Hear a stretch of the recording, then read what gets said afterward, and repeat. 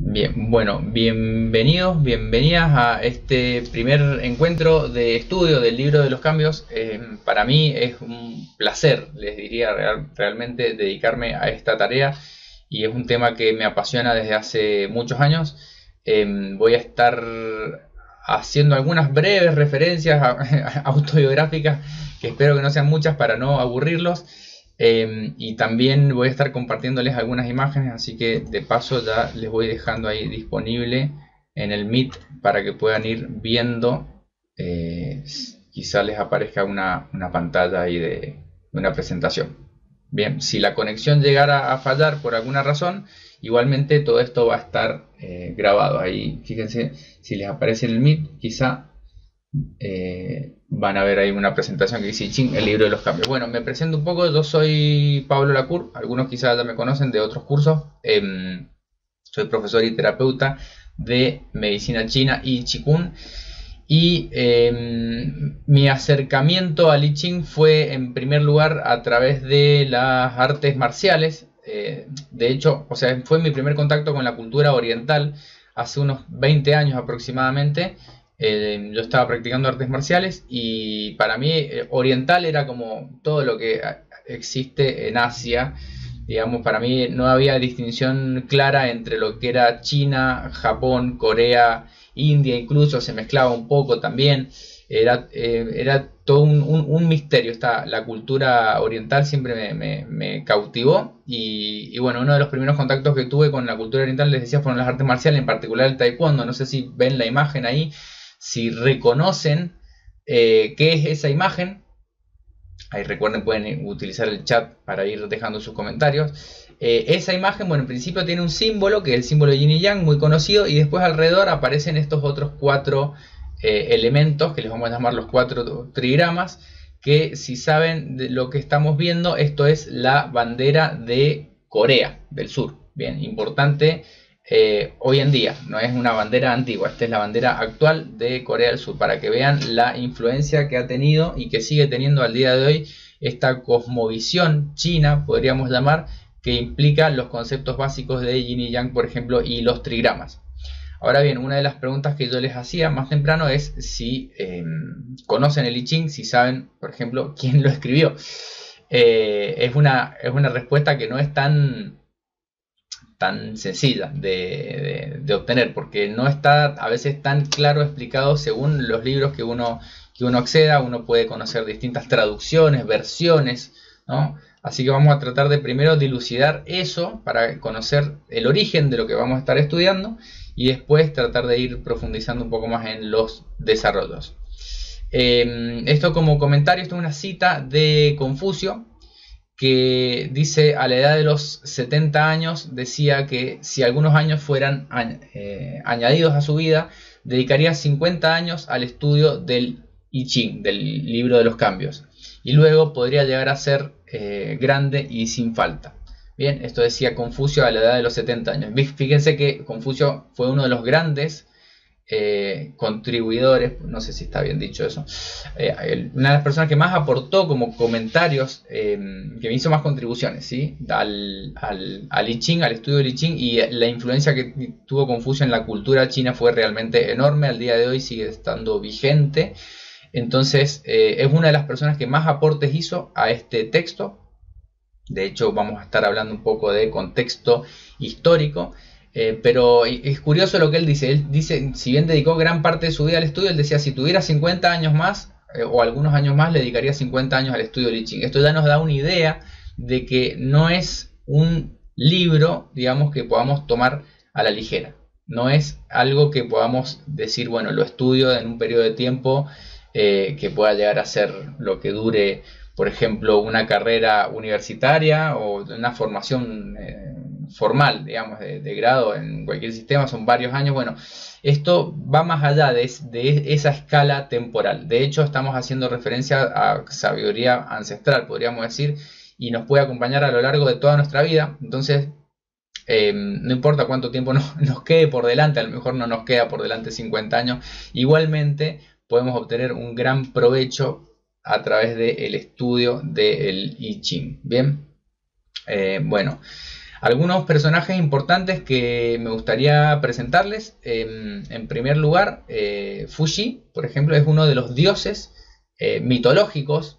Yo les diría dios, en realidad lo tienen como un emperador, o sea, digamos, su historia se funde un poco con la mitología y se dice que es uno de los creadores de la humanidad, junto con Nuwa. Fuji y Nuwa, los dos crearon a la humanidad y le dieron las primeras herramientas culturales y tecnológicas.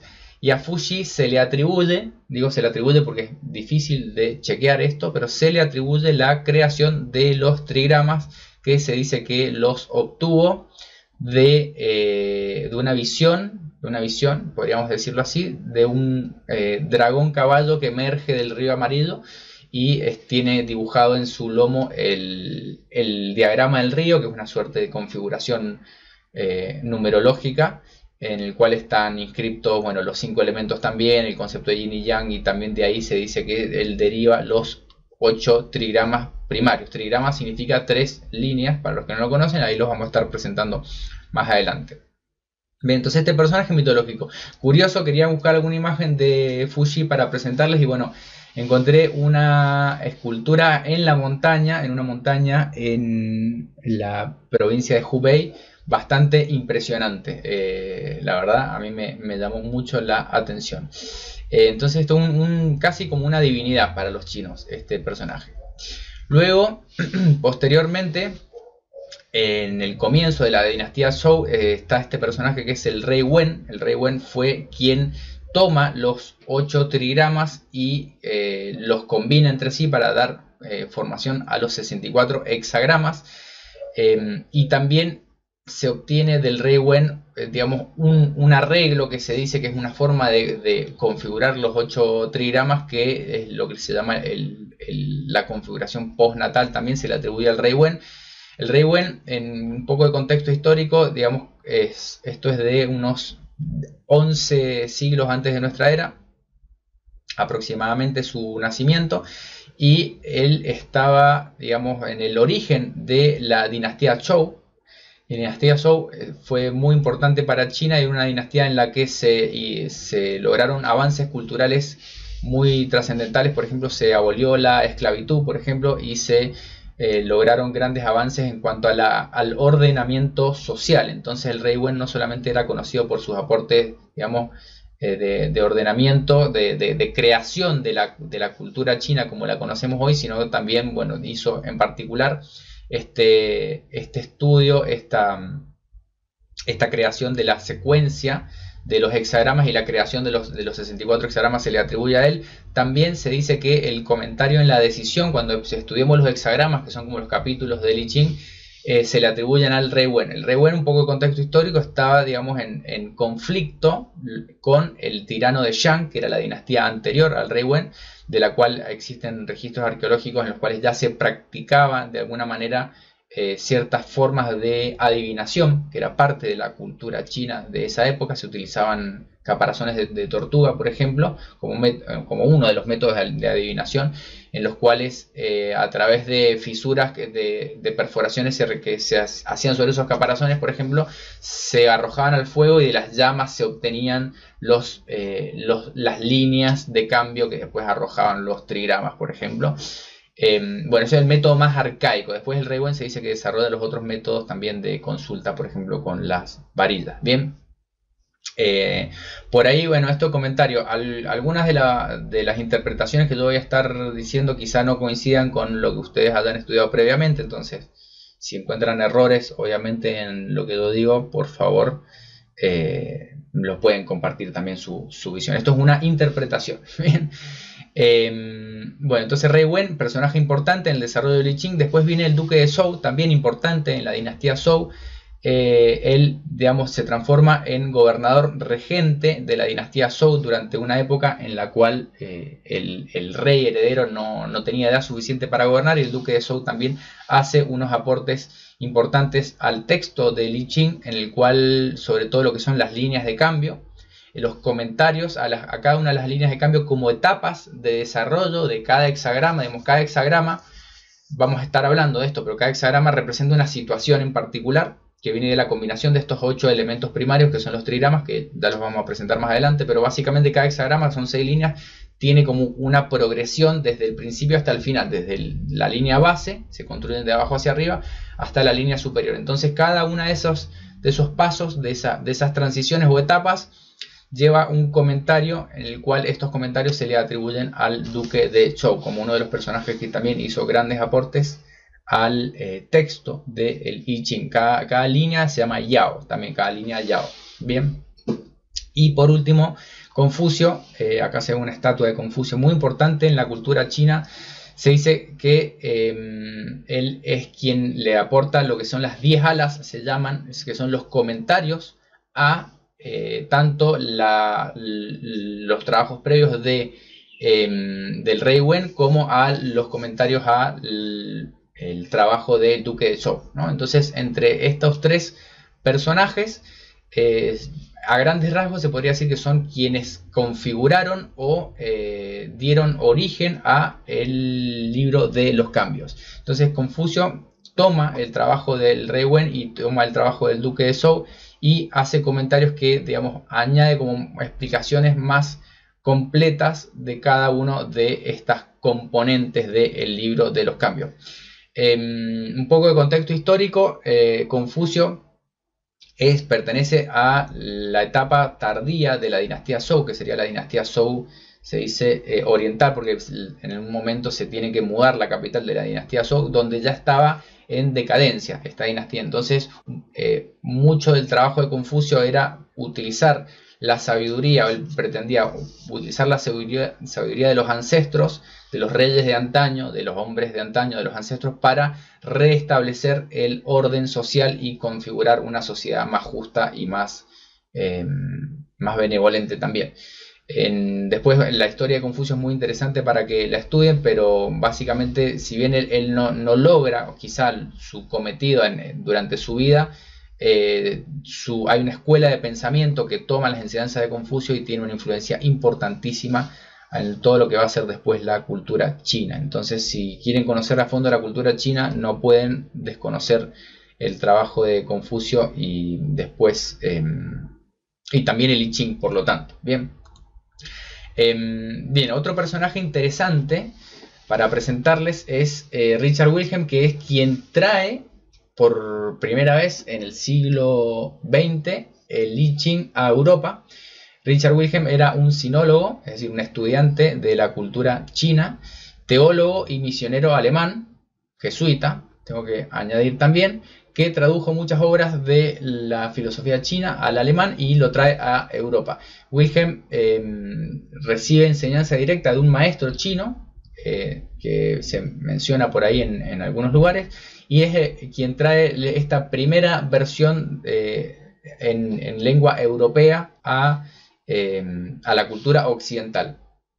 Y acá, como comentario, esta traducción se supone que es como una de las más reverenciadas, ¿no? El trabajo de Wilhelm es reverenciado en el sentido de que se tiene como el de más alto nivel y tiene una importancia histórica también muy importante, pero como comentario personal también hay un sesgo interpretativo que todos tenemos de parte de la cultura en la que nacemos, que en la que, bueno, era alemán, no era chino, sino era sinólogo y también era teólogo y misionero jesuita. Entonces hay un sesgo interpretativo en la traducción, porque siempre que estamos traduciendo algo también estamos interpretando. Entonces esto vamos a tenerlo en cuenta cuando hablemos sobre versiones del I Ching y distintas interpretaciones que puedan llegar a aparecer. Además de esto, que bueno, de la traducción del alemán después a otros idiomas, por ejemplo al español, hay distintas traducciones disponibles y cada una además es una interpretación de la traducción que ya había interpretado Richard Wilhelm.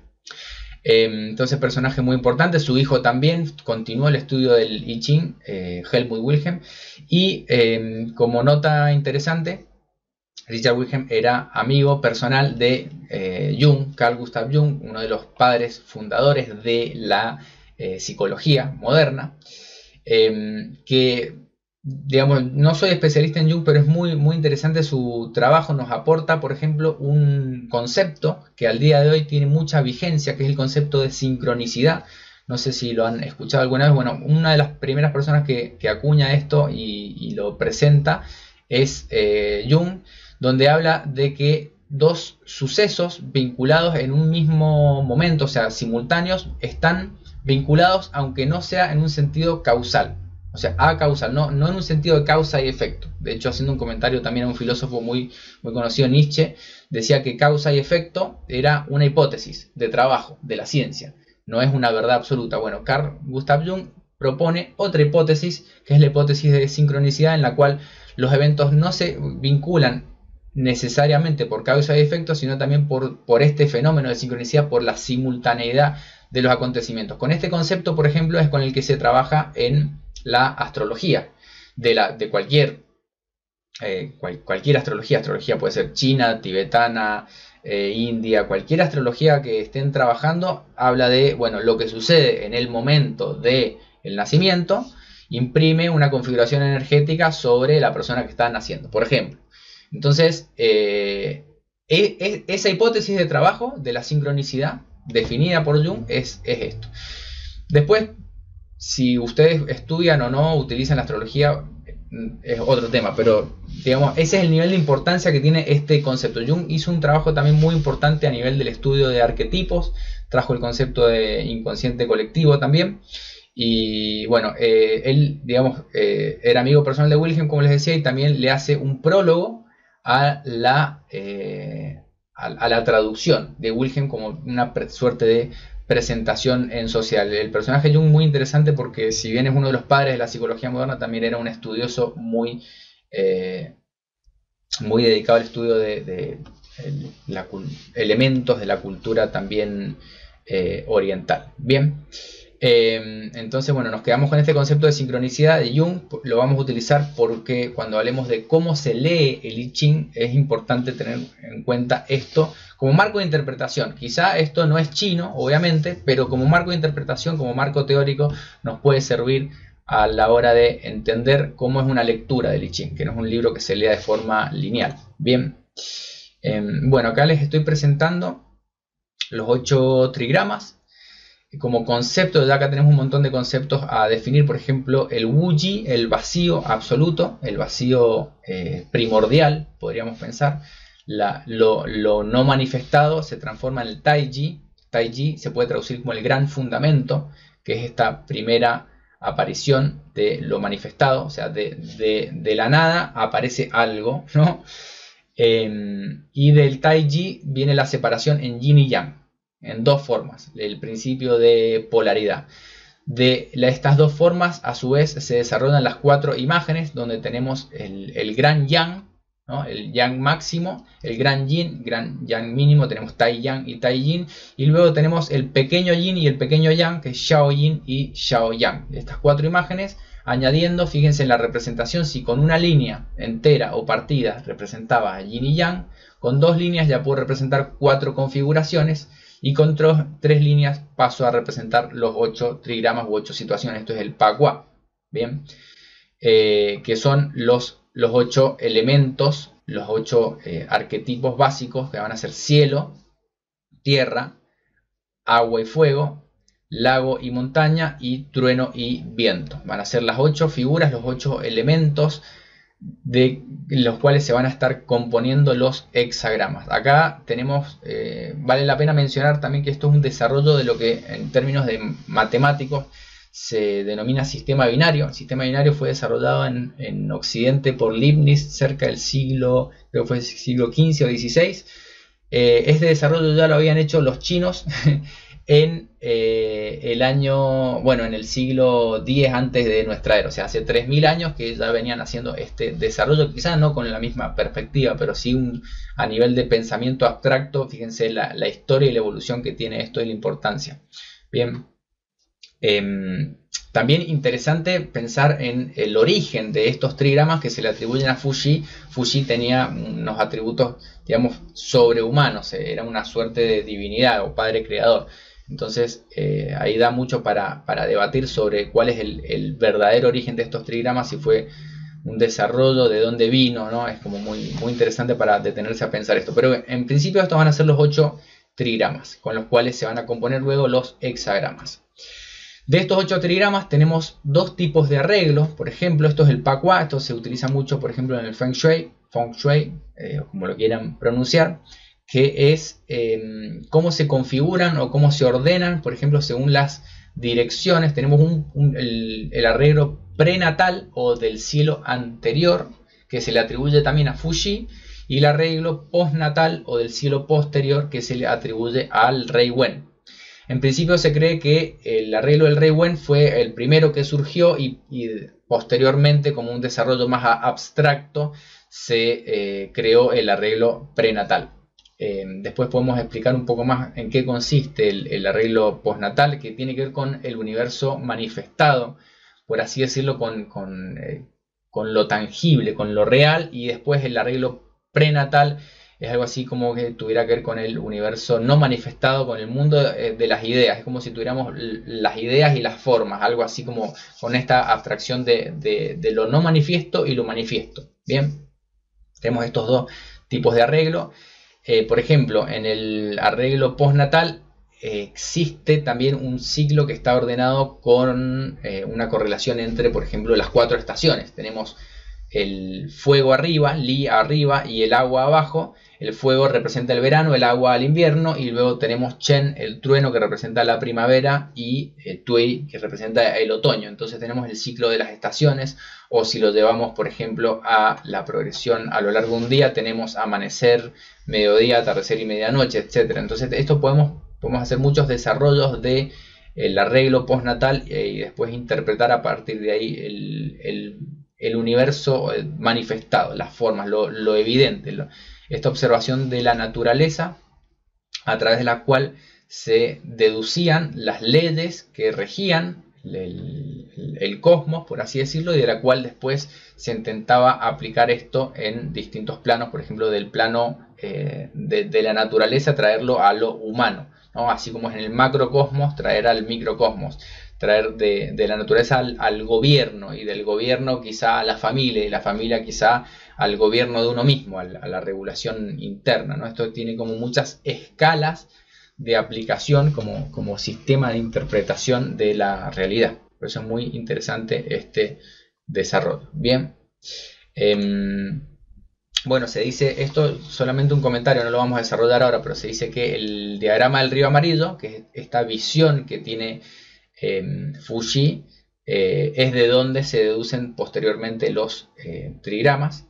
Bien, esto se lo dejo así como comentario, no lo vamos a desarrollar ahora, pero esto también en numerología en China es muy interesante. De acá también, de este diagrama, se pueden obtener el arreglo postnatal, los 5 elementos, todas estas teorías que permean a toda la cultura china, por ejemplo, en sus manifestaciones, como ser la medicina china, que es quizá donde yo más tengo estudio, pero también en otras áreas. Bien.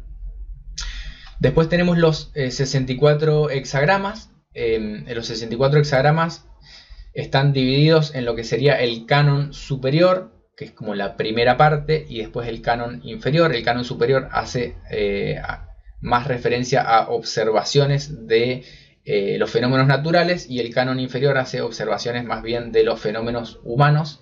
Pero digamos, con el estudio de ambos dos se puede llegar a obtener una comprensión completa de las diversas situaciones en las cuales puede uno llegar a encontrarse si uno lo aplica, por ejemplo, como método de consulta en lo personal, en lo laboral, en distintas áreas en las cuales uno pueda llegar a hacer una consulta. Recuerden, estamos hablando del I Ching como un libro de consulta, no como un libro de texto quizá que se pueda leer de principio a fin, pero de todas formas tiene también una secuencia, que les había dicho, la secuencia del Rey Wen, que se puede llegar a leer de forma lineal, quien quiera hacerlo como una suerte de estudio de estas leyes cósmicas, por así decirlo.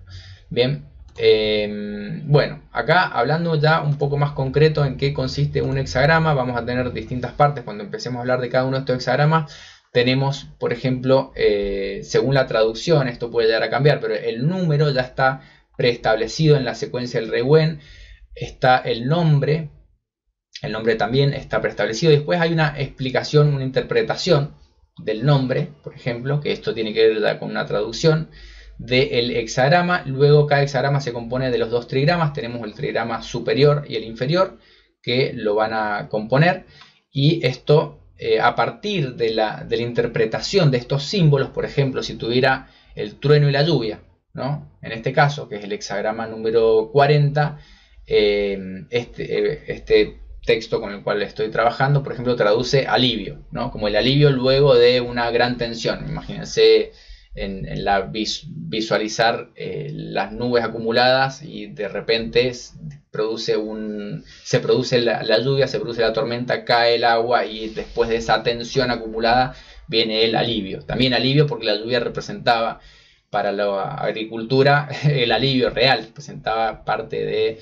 lo necesario para la prosperidad y la supervivencia, ¿no? Entonces hay una interpretación de estos símbolos. Si yo tengo trueno y agua, en este caso el agua se interpreta como la lluvia, bueno, representa una situación en lo natural, un fenómeno natural, y después cómo eso me afecta en el plano humano. Eso va a tener una correlación en lo humano, ¿bien? Como una configuración energética. Además de eso, hay una secuencia. El hexagrama 40, digamos, está relacionado con el 39, está relacionado con el 41, hay una secuencia en la progresión natural. Hay un comentario en la decisión, que es lo que se le atribuye al rey Wen. Por eso a veces se habla de, por ejemplo, favorable o desfavorable. Aparecen palabras como la perseverancia trae fortuna, o conviene tener a dónde ir. Ese tipo de palabras que aparecen en algunas traducciones son los comentarios de la decisión del rey Wen. También se habla de la imagen, también en algunos textos, que es esto. Y también están los comentarios de Confucio al trabajo, a esas elaboraciones previas del rey Wen, sobre los símbolos también, y las líneas Yao, que son las líneas de cambio que tiene, digamos, cada una de estas líneas del hexagrama, desde la primera hasta la segunda. Si alguna de ellas cambia, ya vamos a hablar cómo sabemos cuando una línea cambia o no, se va a transformar en otro hexagrama. Entonces, de esta situación actual, cuando yo hago una lectura, puedo tener un hexagrama estático donde no hay una línea de cambio, pero sí hay otros elementos que me dan información, o puedo haber una línea que cambia y se transforma en otra situación. Eso habla de una tendencia de las fuerzas actuales, y se puede interpretar según cuál sea la línea de cambio con mayor profundidad de estudio en ese sentido. Bien. Y distintos comentarios que, como les decía, primero hay una parte que es la parte del duque de Zhou, que hizo el aporte del comentario de las líneas de cambio, y después sobre eso también Confucio hizo su propio aporte. Y según el hexagrama en el que se transforma, va a ser la interpretación y el significado que esto va a tener. Bien, bueno, hasta acá una presentación breve de qué es cada hexagrama respecto de los métodos de lectura. A grandes rasgos, podríamos decir que hay dos métodos, dejando atrás en el pasado el método oracular de los huesos. Tenemos el método de las varillas, que se utilizaban en la antigüedad, varillas de Milenrama. Al día de hoy también, si las consiguen, las pueden utilizar, obviamente. Y también el método de las monedas, que es más moderno, que algunas personas dicen que, bueno, el método de las varillas lleva más tiempo. Hacer una lectura lleva entre 20 y 30 minutos de trabajo matemático, de repetición de acciones que voy realizando para ir obteniendo las líneas del hexagrama, y el método de las monedas se puede hacer realmente en pocos minutos. Entonces se recomienda para una meditación más profunda, para una interiorización más profunda, siempre que sea posible, realizar el método de las varillas, es decir, una consulta que le voy a dedicar un tiempo de realización. Pero para consultas rápidas se puede realizar el método de las monedas. Ahora, como comentario, ya vamos a hablar un poco más de esto, pero digamos, no tiene la misma probabilidad. Esto está en Wikipedia, es muy interesante. No tiene la misma probabilidad cada línea, cada resultado. Las líneas van a tener un valor numérico. En este caso, por ejemplo, 6, 8, 9 y 7, ¿no? O 6, 7, 8 y 9, como quieran. El 6, por ejemplo, simboliza una línea yin, una línea partida que cambia a línea yang. Se dice yin viejo. El 7 simboliza una línea yang que no cambia, la línea yang joven, se dice, o inmutable. El 8 es una línea yin que no cambia, y el 9 una línea yang que cambia a yin. Entonces vamos a tener líneas mutables y líneas no mutables. Lo interesante de esto es que según el método de las varillas o según el método de las monedas, no son las mismas probabilidades para obtener, por ejemplo, una línea yin que cambia, ¿no? O una línea yang que cambia. Es decir, acá esto, a mi interpretación, pone un poco más en valor el método de las monedas, en el cual cualquiera de las líneas tiene la misma probabilidad, digamos. Tanto las líneas, digamos, respecto de una línea yin o una línea yang que cambia, tendrían la misma probabilidad del método de las monedas, pero no el método de las varitas. Esto es para discutirlo, eso lo digo como para pensarlo. Pero de todas formas, más allá de probabilidades, es interesante estudiarlo esto. ¿Por qué hablo de probabilidades? Porque el procedimiento, ya sea que arroje las monedas o que esté utilizando las varillas, consiste en generar un resultado, podríamos decir, aleatorio, ¿no? Que para las matemáticas modernas es todo un problema, el estudio de la generación de números aleatorios y su aplicación en distintas áreas de la ciencia, por ejemplo. También podríamos pensar en aleatorio, o si nos ponemos en un marco mental más determinístico, en estocástico, que significa que hay tantas variables en juego a la hora de arrojar las varillas o las monedas que es imposible predecirlo. O también podríamos pensar en la teoría del caos, que básicamente dice que pequeñas desviaciones generan resultados totalmente diferentes. Fíjense que con que cambie una sola línea ya cambia todo el hexagrama que voy a estar obteniendo, cambia la lectura. Entonces estos son cómo interpretar esto que voy a realizar cuando estoy realizando una lectura del I Ching. ¿Por qué?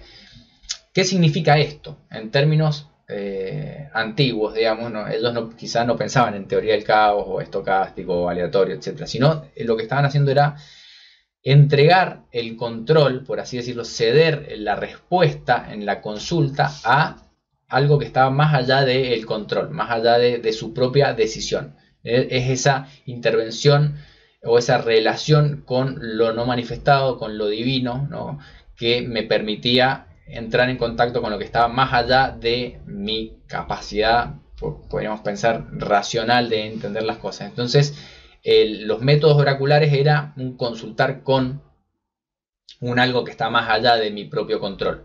Por eso tiene una dimensión, podríamos decir, espiritual también, la consulta del I Ching, y tiene valor en este sentido incluso hoy en día, ¿no? Muchas veces necesitamos también a veces ceder un poco el control y buscar respuestas que están más allá de nuestro entendimiento y dejar que esos símbolos luego vengan a permearnos con su sabiduría. Bien, como dato también interesante, si yo quiero transformar esto en un ritual, por ejemplo, que esto para algunas personas es importante, se le asigna al libro, ¿no? Si lo pongo el libro en el centro de una habitación, se le asigna al libro la dirección hacia el sur. Hacia el sur es la dirección de honor, es la dirección en la que miraba el emperador, el rey o el invitado de honor en una reunión, en un ritual, era el quien miraba hacia el sur. Entonces el libro mira hacia el sur, si ustedes lo pueden lograr, y la silla en la que uno está sentado, uno mira hacia el norte. O bien, si no tengo una habitación con esta configuración, tratar de que la puerta esté a mis espaldas y es la que va a representar en este caso el sur, ¿no? A nivel de Feng Shui puedo hacer una adaptación, puedo prender un incienso, dedicarle un tiempo, digamos, no es una consulta así como rápida, si bien hay hoy en día aplicaciones incluso en el celular que te pueden arrojar un hexagrama en internet, etc. La idea es tratar de darle un poco de nota de sagrado, se podría decir en cierto sentido, o de respeto o de reverencia, ¿no? Uno le está reverenciando no al libro en sí, sino a la sabiduría representada por el libro de los ancestros, de los antiguos, que nos llega al día de hoy. Ahora, hay algunos comentarios que he escuchado, por ejemplo, de, bueno, el libro debería solo consultarse en casos extremos, porque es como si algunos pretenden tomar distancia del libro, como si yo lo pongo como algo sagrado, queda como algo muy lejano, y quizá me pierdo la oportunidad de vincularme de otra manera, ¿no? Yo les quería proponer otro vínculo con el libro, no solamente como una consulta oracular. Quizá hoy en día hablar de oracular es un poco difícil porque no es algo predictivo, ¿no? Sino más bien es recibir consejo básicamente de uno mismo, de mi propio contenido, de mis propios significantes a través de los símbolos que me arroja el I Ching, pero recibir ese consejo también de los comentarios del rey Wen, de Confucio, el duque de Zhou. Hay una sabiduría ahí muy interesante para recibir, si bien después hubieron otros desarrollos más modernos del I Ching que cada uno pudo, o sea, distintos autores desarrollaron sistemas que no los voy a mencionar ahora, pero por ejemplo la aplicación del libro de los cambios a la medicina china, más recientemente hay todo un sistema de diseño humano que se llama, por ejemplo, que está basado en el I Ching, por mencionar algunos. En principio lo podría tomar como un texto de consulta para ir hacia lo más profundo, para buscar, digamos, en esa sabiduría que no solamente está en el libro, sino que también a veces está dentro de uno, solamente tenemos que tener como una clave de acceso. Entonces eso por un lado, y también quizá como quien va a visitar a un viejo maestro a recibir iluminación, ¿no? A recibir enseñanza. Digamos, si lo pongo como algo muy sagrado, muy distante, quizá mi relación sea más distante y me pierda la oportunidad de tener un vínculo más directo con ese maestro. Entonces yo los invito a que se acerquen al I Ching sin miedo, y lo podemos estudiar también para tratar de absorber un poco de su sabiduría. Bien, bueno, lo otro que después quedaría es una demostración de cómo obtener las líneas con las varillas, con las monedas, etc. No voy a entrar ahí ahora. Sí me interesaría escucharlos a ustedes, saber si han aprendido algo nuevo hasta acá, si les ha interesado hasta acá, hasta este momento, lo que hemos visto. Y mientras tanto, también mientras pueden utilizar el chat o pueden utilizar también el micrófono en este momento, si les ha interesado hasta acá la presentación. Bien.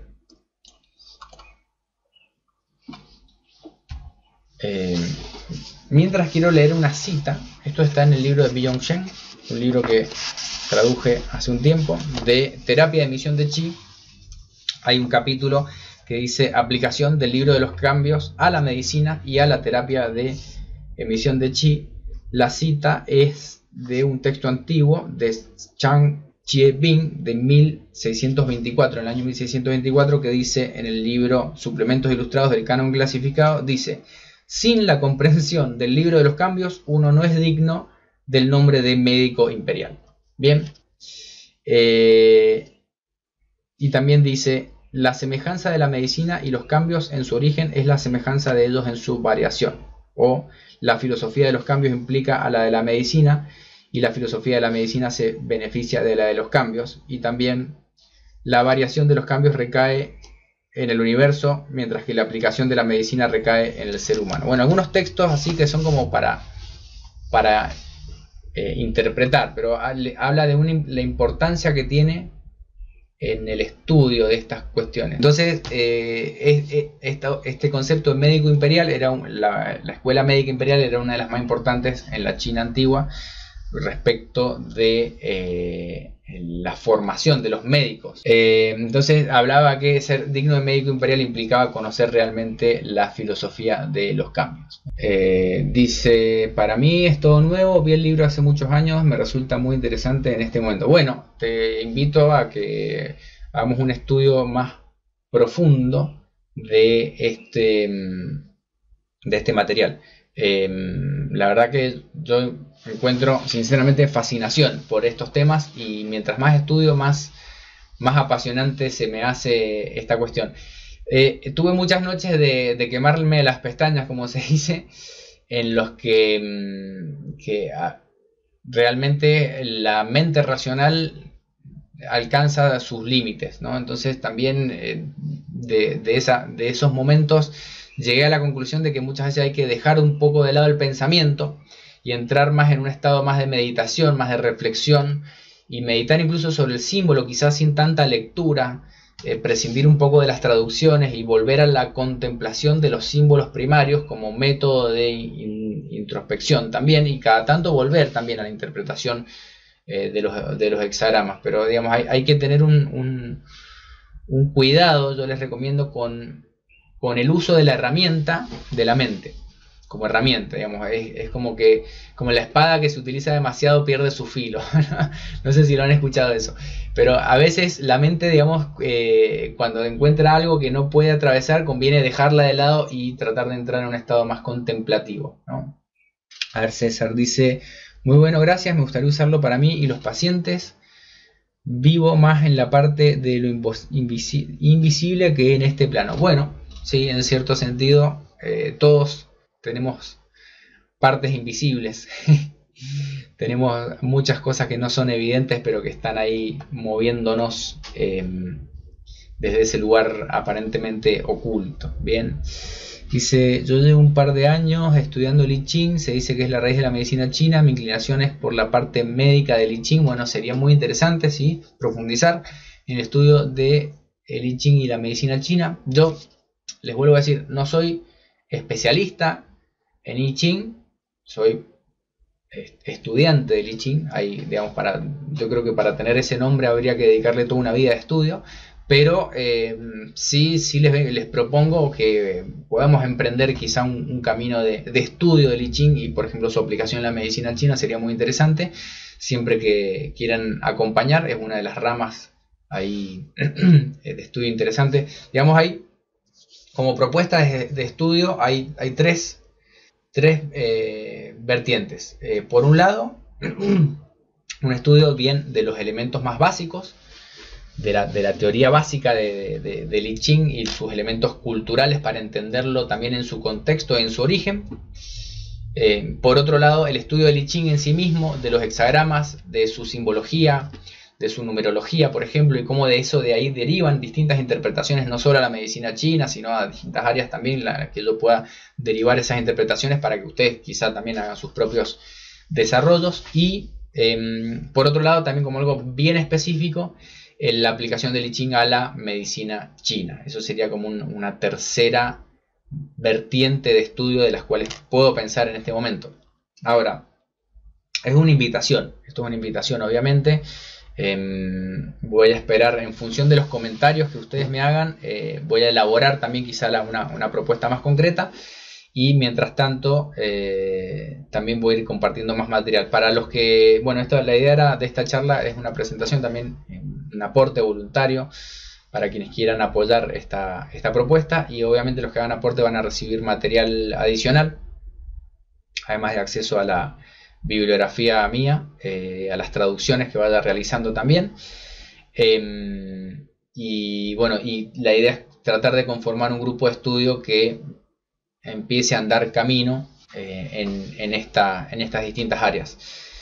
No les puedo decir cuánto puede durar el estudio del I Ching, porque realmente puede ser mucho, pero empezar a andar, como se dice, un camino de 1000 millas comienza con un solo paso, así que los invito a transitarlo juntos. Entonces, básicamente esto, ¿de qué se trata?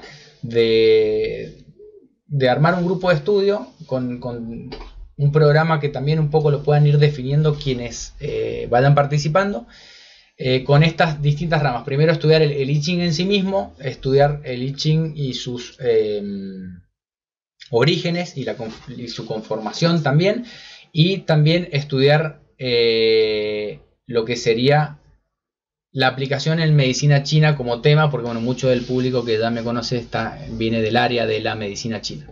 Así que son como tres propuestas que pueden converger en un grupo de estudio que podamos ir viendo distintas aplicaciones.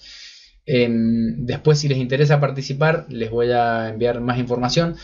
Acá hay algo que bueno, un poco imitando a Confucio, ¿no? Emulando a Confucio, decía, donde hay educación no hay clases sociales.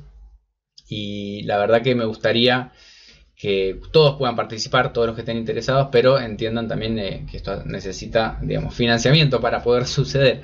Así que yo les voy a hacer una propuesta quizá con un valor de intercambio, pero quienes no estén en condiciones de afrontarlo puedan hacer su aporte posible. Bien,